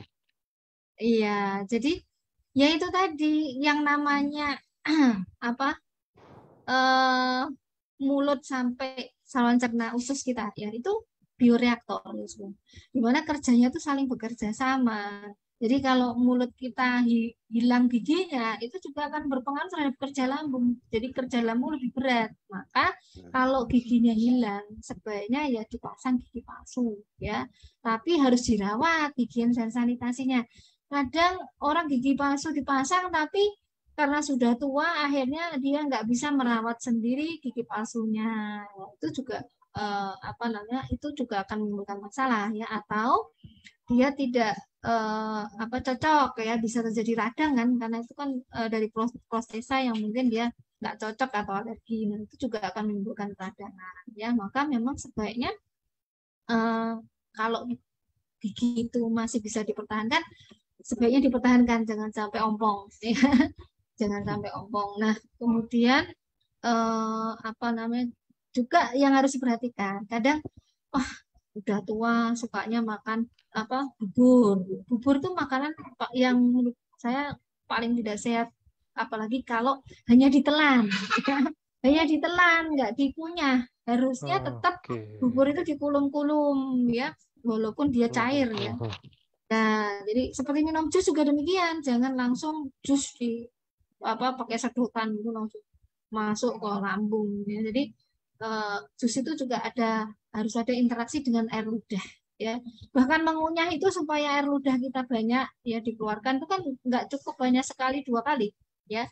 Harus sehalus mungkin, paling tidak kalau dulu kalau zaman kecil dihitung, ya, dihitung 30 kali gitu katanya, ya. Jadi ngunyah itu sambil hitung 1, 2, 3, 4, 5 gitu dalam hati, tapi ya dengan harapan dengan dikunyah seperti itu akhirnya interaksi dengan air liur itu menjadi banyak, ya, karena air liur itu mengandung antibakteri jahat, antivirus, bukan sekelas virus HIV itu ada ya dalam apa namanya air liur kita.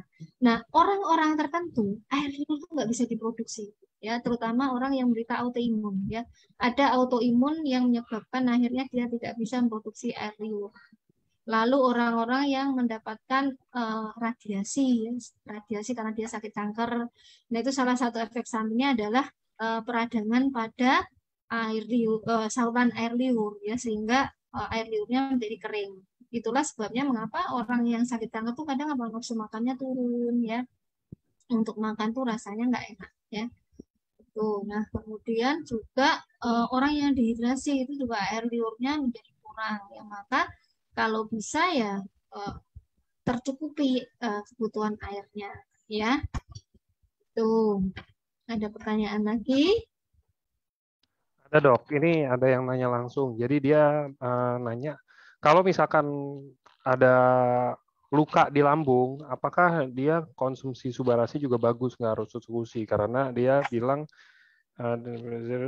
ada paten untuk regenerasi sel, maksudnya bisa bantu nggak untuk luka di lambung itu jadi cepat pulih gitu loh dok, maksudnya? Iya, Apakah tetap harus insya Allah, kombinasi? ya. Tadi kan saya cerita sedikit tentang apa usus yang dia mengalami kebocoran, ya. Jadi namanya leaky gut. Nah, leaky gut itu salah satu yang bisa membantu adalah dengan sesuatu yang mengandung kolagen atau memicu produksi kolagen. Nah, dalam usus yang memicu kolagen contohnya ada kiwi, ya. Ekstrak kiwi ini pernah diteliti pada tikus, ya, yang mengalami radang pada usus, ternyata dia bisa meningkatkan kerapatan dinding usus, ya, sehingga tidak terjadi yang namanya kebocoran usus tadi, ya. Lalu juga ekstrak nanas, ya. Kemudian kolagen sendiri, ya, dan juga adanya peptida-peptida yang memicu sel punca kita. Kita kan punya sel punca. Nah, peptida-peptida dari sel punca dari salmon itu salah satu peptida yang dia meningkatkan regenerasi dengan rangsangan ke sel punca kita, gitu ya, paham ya? Jadi bukan sel puncanya salmon yang menggantikan sel kita, bukan, tapi peptida dari sel punca salmon ini merangsang sel punca kita untuk meregenerasi sel, gitu ya. Itu jadi insya Allah bermanfaat, ya. Oke. Nextnya, kalau jalan kaki baru dikit terus nggak lama kelelahan dan dada agak sesak jadi harus duduk diam baru bentar lagi itu belum aku kan. Kalau jalan kaki sedikit terus nggak lama terus kelelahan dan dada jadi rada sesak jadi harus duduk dan diam sebentar baru lega itu belum akut kan? Kayaknya itu masalah di jantung ya dok ya bukan pencernaan maksudnya. Ya, memang harus periksa, ya, kadang Ya harus itu harus masuk periksa ke dokter dulu Pak. dibedakan, ya, Harus ini dengan dulu. tadi kan saya sudah cerita, ya, jadi nyeri pada ulu hati sama-sama dia menjalar dan bisa menjalar, ya, itu bisa salah kira Persepsi. dengan, ya, salah persepsi, bisa juga dikelirukan dengan apa namanya sakit jantung. Yes. Ya. Dekat soalnya sama-sama di ulu hati sih. Jadi ya saya juga sering keliru kok kayak aduh ulu hatinya sakit nih. Aduh masa Saya iya pernah jantung ada kan baru kasus umur itu, segini.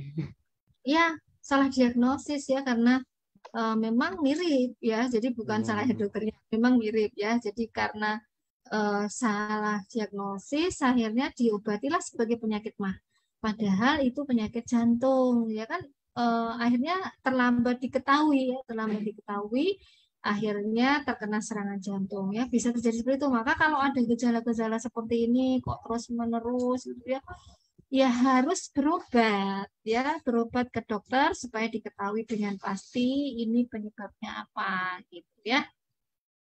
Oke. Dok, apakah konsumsi buah pepaya secara rutin setiap hari bagus untuk pencernaan? Enggak. Buah pepaya bagus, ya, insya Allah, ya.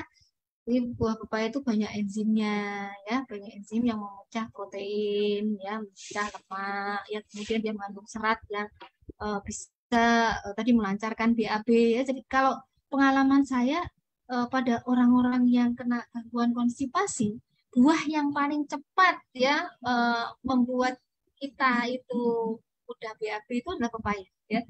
Saya mengalami sendiri pada suami saya itu dulu sering begitu ya karena pola makan yang buruk gitu ya. Apa sampai ada ambeien ya, ambeien yang kalau menurut kedokteran itu harus dioperasi gitu ya. Tapi waktu itu udah pokoknya digencar buah pepaya. Satu hari bisa makan tuh satu buah pepaya ya. Tapi sebelum makan makan buah pepaya terus alhamdulillah dengan pengobatan yang lain ya, dengan pengobatan herbal gitu ya, dengan tambahan pengobatan herbal itu nggak perlu operasi. Nggak pernah, saya pernah mengalaminya ya baik pada keluarga saya sendiri ya maupun beberapa orang yang apa karena kenal dekat gitu ya berkonsultasi terus kita beri pengobatan seperti itu ya. Oke, next ini bagaimana dengan keluarnya ada benjolan di perut tapi nggak lama hilang lagi, kayak lewat aja sampai ulu hati, itu yang memang hanyangin. Wah Pak, kalau ini kayaknya harus konsultasi ke dokter deh. Maksudnya Ya, dokter Susi kan juga maksudnya nggak tahu ya, maksudnya ini apa hasil labnya apa, ini jangan ntar ya, kita bilang oh iya itu benjolan kayak cuma angin doang terus diain, terus bapak misalkan nggak cek, terus misalkan amit-amitnya ternyata itu hal yang lain kan, itu kan maksudnya. Jadi enakan sih benar-benar konsul langsung ke dokter karena ya itu udah kalau benjolan. ya benjolan itu kalau di perut bilang timbul ya kita Hmm, curiga biasanya ada hernia ya. yes. Hernia itu bisa muncul di daerah mana? Di selangkangan, ya. Bisa di daerah-daerah yang memang di situ ototnya tuh lemah, ya. Kita ada di daerah-daerah yang ototnya lemah, ya. Termasuk tadi di diafragma, ya. Tadi antara rongga dada dengan rongga perut, ya. Lalu di pusar, ya. Di pusar ini juga sering, ya. Di bekas tali pusat kita itu loh, ya. Lalu di selangkangan, ya. Lalu kalau pada laki-laki di buah zakar, itu juga bisa rentan mengalami hernia. Nah, kalau hilang timbul, kita harus perhatikan kapan hilang, kapan timbul, ya nanti sama dokter akan ditanyain, ya. Nah, memang sebaiknya kita ke dokter ya supaya tahu karena bahaya hernia itu kalau dibiarkan, apalagi kalau hernianya itu nggak bisa balik. Kadang kita mencoba memasukkan sendiri malah radang. Nah, kalau itu hernianya itu usus yang ya biasanya usus yang menonjol gitu ya.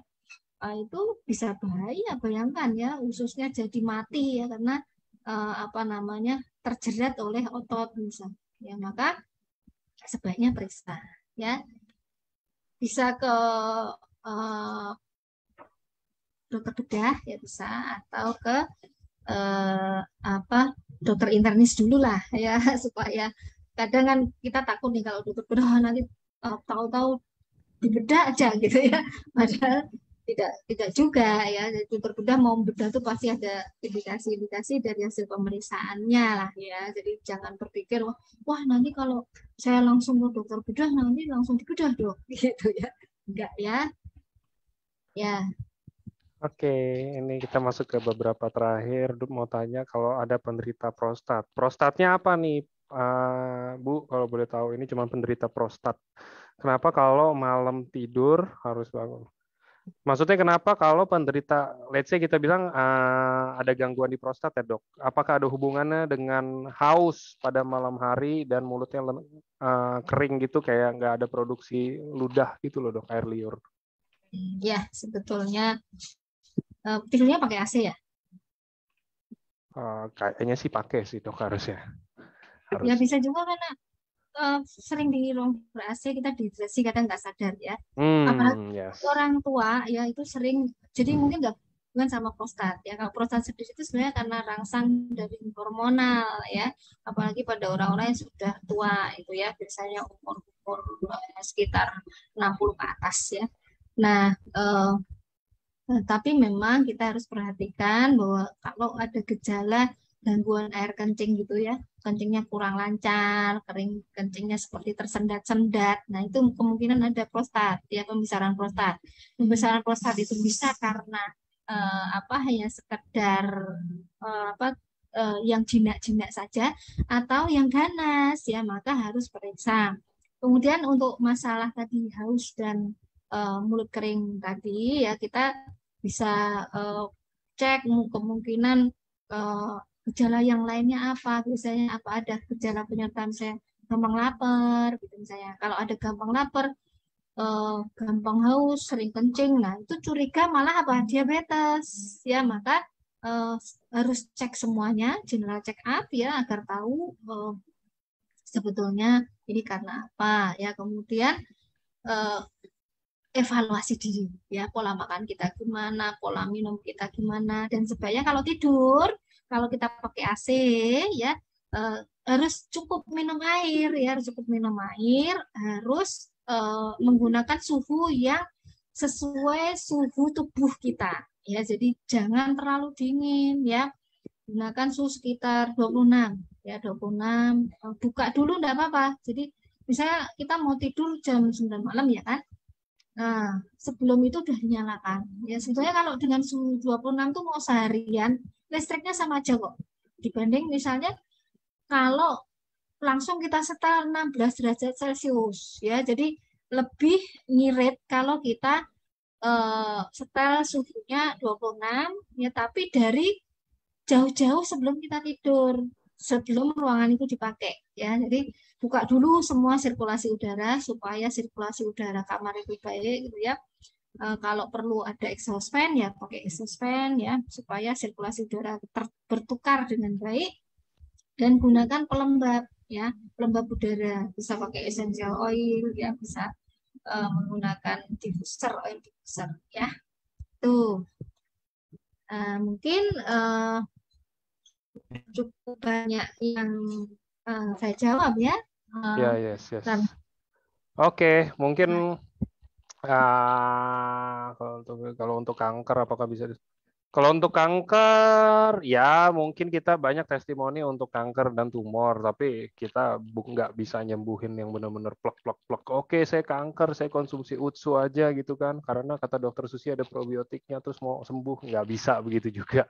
Tetap ada dua, tetap harus sama pola hidup yang sehat, tetap emang kalau misalkan teman-teman emang butuh konsumsi obat ya konsumsi juga, tapi ada konsumsi yang kita punya juga, sama yang kedua doa yang paling penting. Benar ya iya, dok ya? iya benar. Jadi multifaktor penyebab, multi hit ya, multi stage ya, multi step. Nah, maka kanker itu enggak sederhana pengobatannya ya. Kalau memang eh, diperlukan operasi ya harus dioperasi. Kalau memang diperlukan kemoterapi harus dikemoterapi, sehingga yang lainnya itu membantu ya, membantu penyembuhan ya. Ya walaupun ada yang sembuh ya, walaupun tanpa pengobatan, yaitu miracle ya, miracle, dan mungkin kita bisa melihat juga stadium dan apa namanya penyertanya ya. Makanya yang namanya penderita kanker itu evaluasinya termasuk tadi pola makan, pola hidup, dan terutama pola tidur ya, itu penting ya. Jadi itu harus ada modifikasi ya. Oke. Oke, kayaknya menurut saya sudah cukup. Thank you buat Dokter Susi sharingnya hari ini, Dok. Waktunya Ya juga sama-sama, ya kita menyempatkan. ketemu lagi lain waktu ya. Siap. Oke, mungkin nanti teman-teman kayak tadi banyak yang mau bahas mungkin tentang kayak cancer ya. Nanti mungkin saya Ya. akan atur sama Dokter Susi, kita bahas kanker Ah, aja ya, Dok. Kanker yang lumrah, yang ah, umum lah ya di Indonesia, Dok. kanker rahim, kanker payudara, Ya. banyak sekarang itu ya, kanker payudara Oke. itu Masya Allah ya. Yes, Kemudian betul. kanker tum ya. Karena kemarin ini kan kita buka ada ini dok, apa testimoni challenge untuk Utsukusi ya. Banyak banget yang kirim, ada yang benar-benar kanker di payudara apa segala macam gitu. Jadi Iya. kayaknya ini layak untuk dibahas Nah, nanti. itu bisa bisa dikumpulkan bukti-bukti ilmiahnya, sehingga tidak hanya sekedar testimoni ya, karena kalau Yes. testimoni itu kan secara ilmiah kurang kuat tuh ya, jadi harus Karena per dibikin individu aja. semacam Kalau laporan kalau kasus. testimoni itu sifatnya soalnya subjektif sih, nggak objektif Iya, dia kan. ya harus tip, ada buktinya gitu ya. Yes. Ada laporan kasus namanya kalau dalam dunia kedokteran. Nah, dikumpulkan saja nanti semoga ini lebih memberi bukti yang ilmiah ya. Oke. Oke, kalau gitu thank you buat teman-teman juga yang udah hadir. Mungkin yang domisilinya di Bali bisa besok ada acara di kantor EFC Bali. Jadi teman-teman bisa langsung hadir karena banyak manajemen, leader dan lain-lainnya yang Tanggal berapa? bakal hadir ya. Besok, Dok. Tanggal berapa? Oh, besok 26, saya iya. Bali juga tapi sekitar tanggal 29 kayaknya. 29 29. mungkin masih ada acaranya, tapi kayak acara-acara kecil gitu, kayak Niko training, Dok. Oh, Niko iya, training iya. di kantor ada tuh, ya Ya. kan? Ada nanti disiarin, nanti saya lagi aturin bukan di Zoom, jadi nanti acaranya itu akan live dari YouTube-nya EFC. Jadi stay tune aja, Oh, nanti saya akan gitu. bagiin. Iya, Oke, iya. kalau gitu Ya. thank you sekali lagi buat Dokter Susi waktunya, Dok. Ya, sama-sama. Selamat Kita jumpa beraktivitas lagi kembali, Dok. dulu ya. Ya, selamat Iya, sore. selamat sore semuanya. Thank you.